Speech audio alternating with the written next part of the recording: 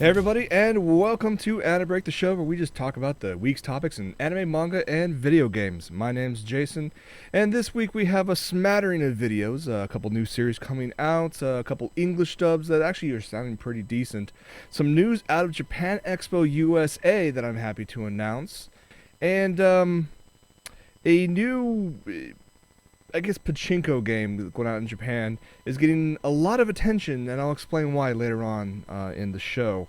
But first, I should make let's see, should we make the announcement? Yeah.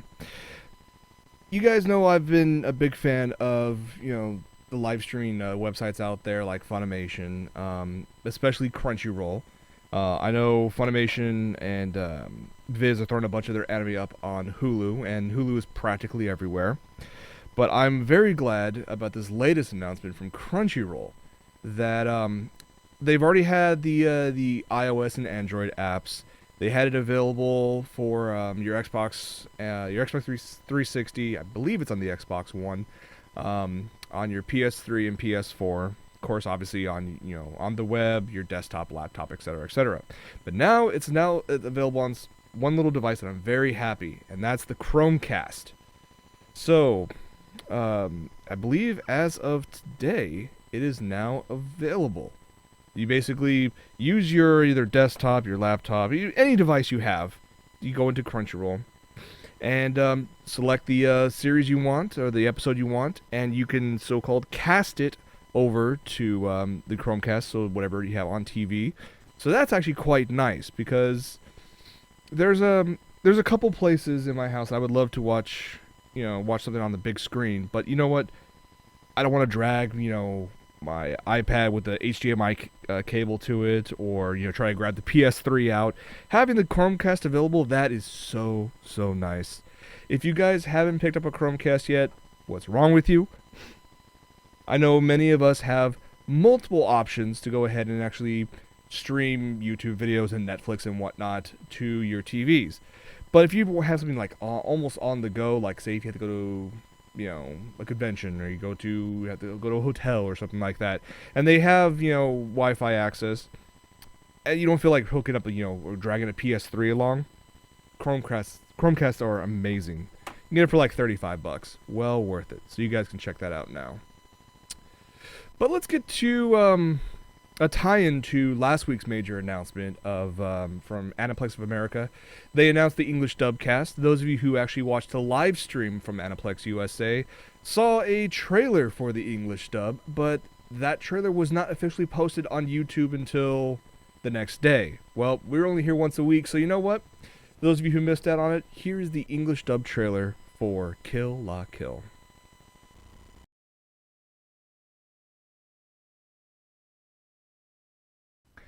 So there you have it. That is the first English dub trailer for Kill La Kill, and I have to say, quite a few of the it's called of the casting, I think actually would work very well.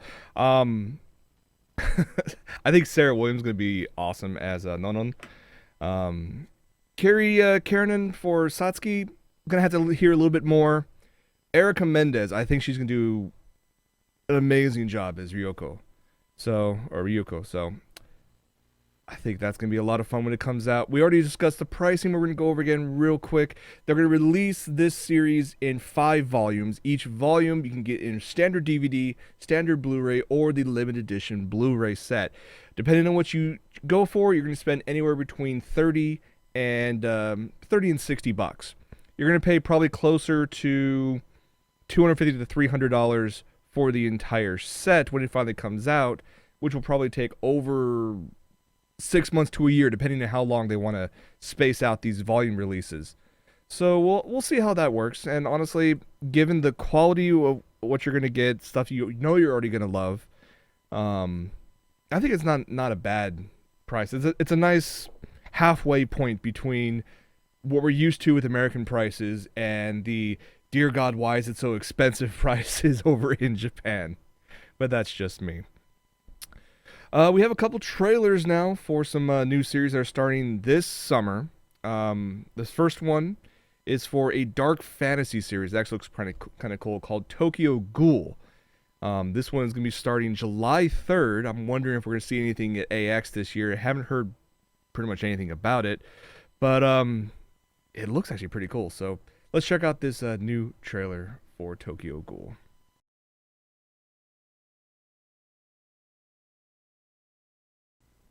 So that gives you a nice little taste of what to expect from this upcoming series. It's based on an original dark fantasy manga set in Tokyo, which is haunted by mysterious ghouls and who are devouring humans.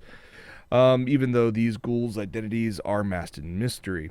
So the main character, an ordinary college student, I'm sure that'll be ordinary for all of 2 seconds, named Kaneki, encounters Rize, a girl who is an avid reader like him and goes to the same cafe all the time.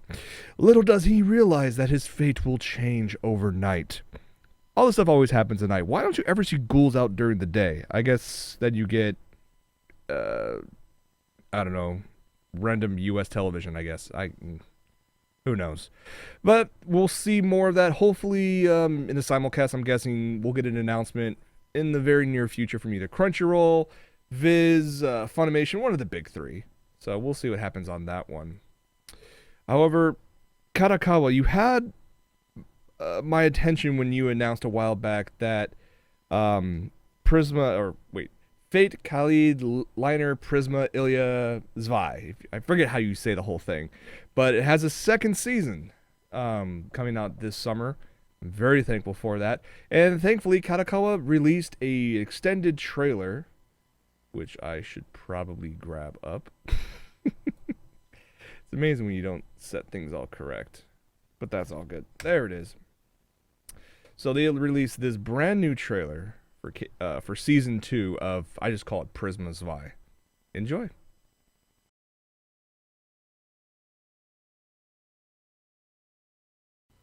So there you go, another quick peek at what's coming up down the pipeline. This one starts up in July. Still no word yet who's picking up for the simulcast. I'm, again, one of the big three.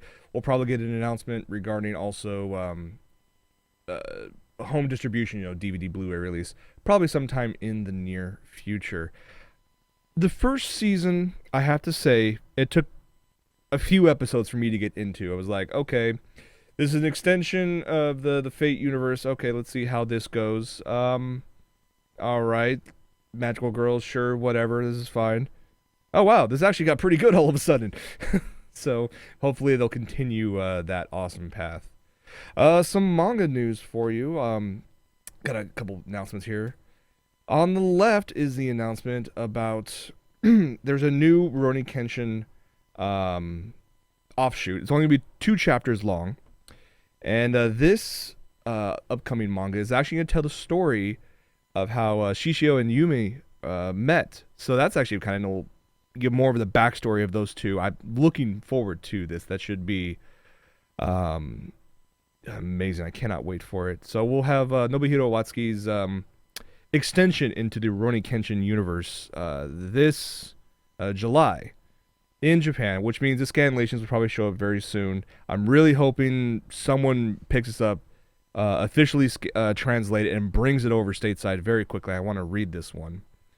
The other one you see there on the right-hand side is the announcement of a new Psycho Pass manga to launch this month, actually. I cannot wait for this one. Now, there's already been a manga, well, essentially a manga spin-off. This one will actually feature a story by Production IG. So I'm looking forward to this one. Anything to do with Psycho Pass is amazing. We already talked about how Season 1 is going to be rebroadcast with slight edits in Japan this summer, with Psycho Pass Season 2 debuting this October, followed by the Psycho Pass movie this winter. There's just a couple things about that. Well, let me phrase that. Only one thing. More Psycho Pass, please. Just give me more Psycho Pass. It could be amazing. Except for... as a friend of mine said, the main character, Kana, I think is her name was.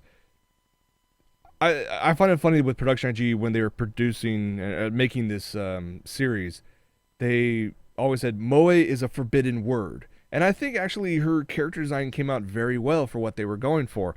Although a friend of mine says that she looks like she has Down syndrome because of the way that it showed her eyes. I was like, okay, I'll get past that. All right. I got some announcements for some events coming up. This first one's actually not for an anime event, but kind of ties into the whole it came from Japan kind of thing, if you want to go down that path. This franchise has been around for well over 40 years. I personally haven't owned any of it for soon to be very obvious reasons. Um, but it looks like this franchise decided, you know what? It's about time we have our own convention. I'm not sure if this will actually work. I'm guessing some people will show to it. By some people, I mean probably many people, but probably just not me. What I'm talking about is the first official Hello Kitty convention. It's actually going to take place from October 30th to November 2nd at the Geffen Contemporary at the Museum of Contemporary Art in downtown LA's Little Tokyo. According to the website, the event will feature interactive experiences and events for fans and friends of all ages, including activities, art, exhibits, exclusives, workshops, lectures, panels, sneak peeks of what? Tattoos? Really? Food, fun, and many more surprises. Yes. So, tickets are $30 a day. Child tickets are $20 a day. Children ages 5 and under will be free. I'm not quite sure of how much you could actually bring up in a convention like this. The sneak peeks, I'm guessing, is just upcoming merchandise. I'm guessing. Yeah, this would be a cool new idea. I was told about a year and a half ago why Hello Kitty and Friends do not have any mouths or really show any expression, because the way they designed it, it's easier for you to reflect your own emotion at the time on the character. So if you're pissed off, she looks like she's pissed off. She looks like you're just relaxing. She looks like she's relaxing, and so on and so forth. I'm guessing that's one of the reasons why it's lasted for so damn long. Except, I still find it hilarious that there's a number of cars, at least in my area, that for some reason have the Hello Kitty bow sticker on the back of their car. This giant, Hello Kitty bow, and sometimes the Hello Kitty face as well. Then I had to ask one, like, what is that? And then actually one girl came up to, I said, oh, this is a cool thing. My friend said it came from Germany and it's amazing. Had to walk away from that one.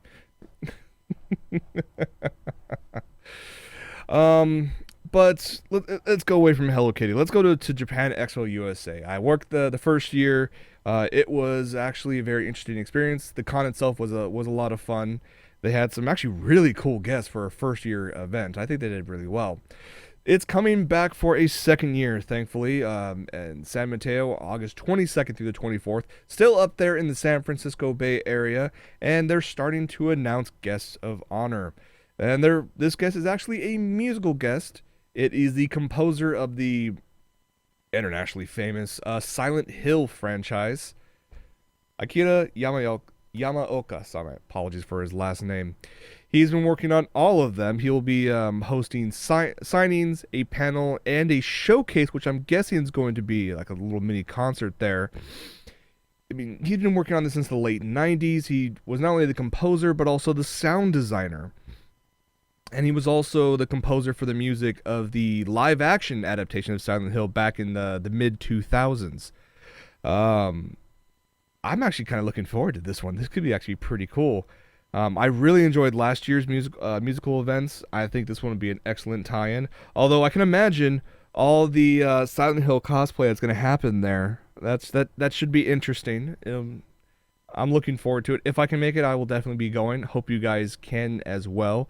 Like I said, Japan Expo Second Impact, or Japan Expo USA, I should say, will be held at the San Mateo Event Center in San Mateo, California, on August 22nd through the 24th. Should be a hell of a lot of fun if you guys can make it. Now, usually with conventions, you have the major panels by the major companies: Funimation, Crunchyroll, Aniplex, Viz, etc., etc. And sometimes those companies like to have a little bit of fun. Sometimes it works, sometimes not so much. I do have to question how this one's going to turn out, though, because Funimation last week made the announcement that they want to do a promotion for Day Live, which we showed the trailer for second season a few episodes ago, and I'm sure a lot of you were going, "What the hell is this space harem fantasy spirit thing?" Yeah. Well, in order to commemorate the American release of the first season of Day Live on DVD and Blu-ray, Funimation will be hosting a dating game panel on Friday, June 6th at Dallas's Acon convention. Yeah. This should be interesting. And apparently they're expanding the interactivity with this with people all over the country, that they could actually submit answers for the 3 questions they've devised. You can either send them via email or through the official page on their website.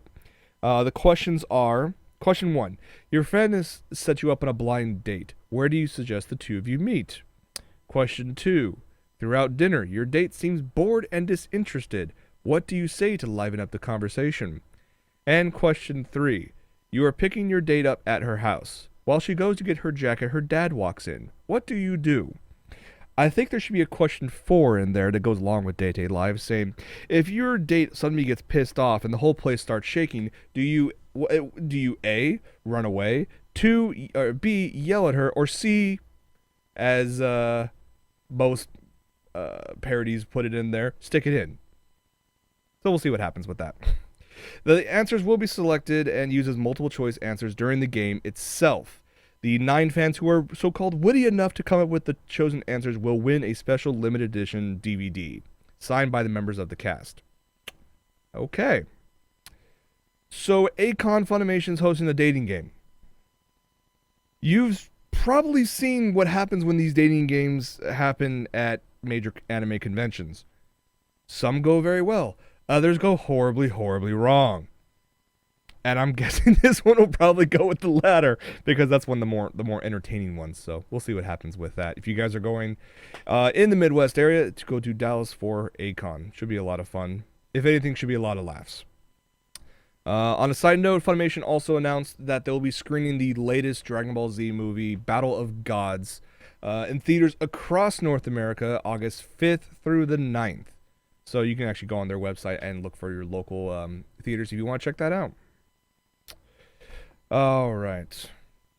A couple more things. We have a game announcement, or a game trailer, I should say, of Atelier Rorona Plus.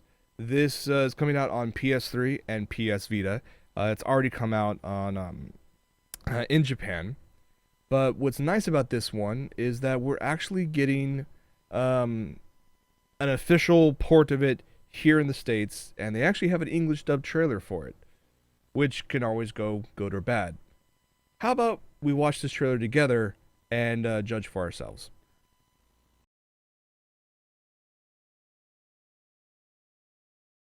Okay. I remember watching a friend play the original Atelier Rorona um, 4 years ago, I think it was, about that time.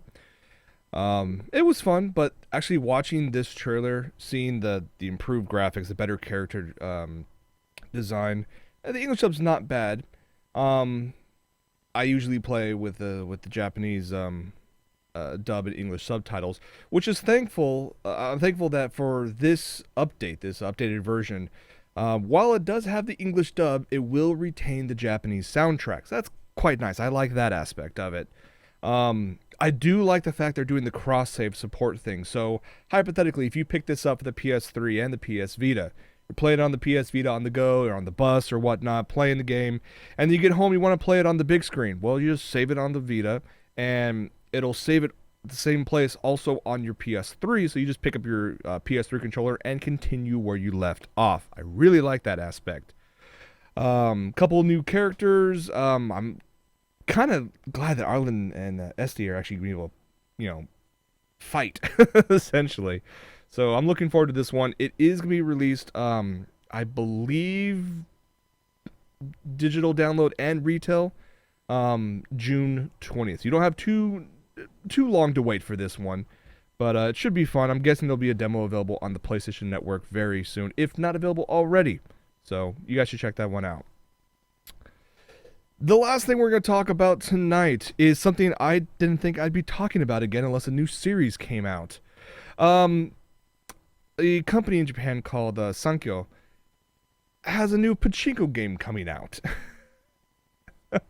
Called, translated to Fever, the Melancholy of Haruhi Suzumiya. They teamed up with Kyoto Animation to actually create a bunch of new images and also a video of all the girls in action.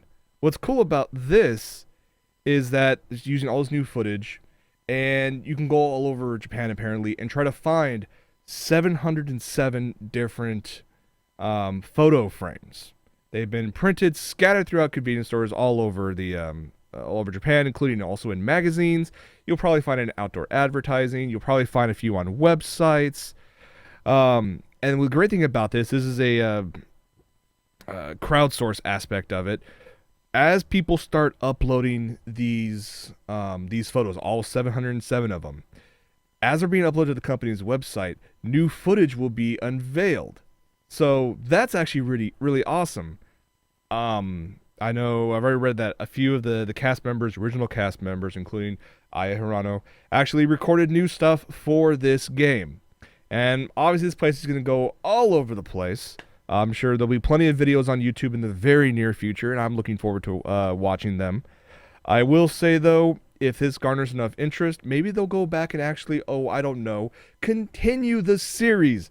You have 10 volumes. You've only touched 3 of them. Please give me more. Well, okay, you've touched, I think, 4 of the novels. Give me the other 6. I think it'd be absolutely fantastic. And there's definitely a demand for it out there. Having this game come out will probably only further increase that demand. Now, my question is, who's willing to spend a few $1,000s and import one of these pachinko machines stateside? That would be fun. All right. Oh, there was one thing I need to show.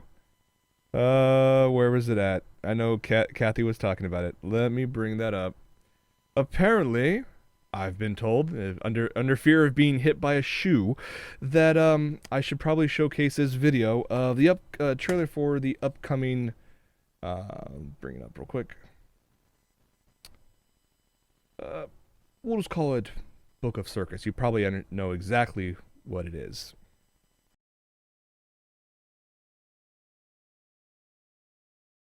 There you go. That's the one of the first of, I'm sure, of many commercials for the upcoming Black Butler Book of Circus. I think it's season 2, I guess you want to call it, of the series. It is premiering July 10th, 9th or 10th, I believe.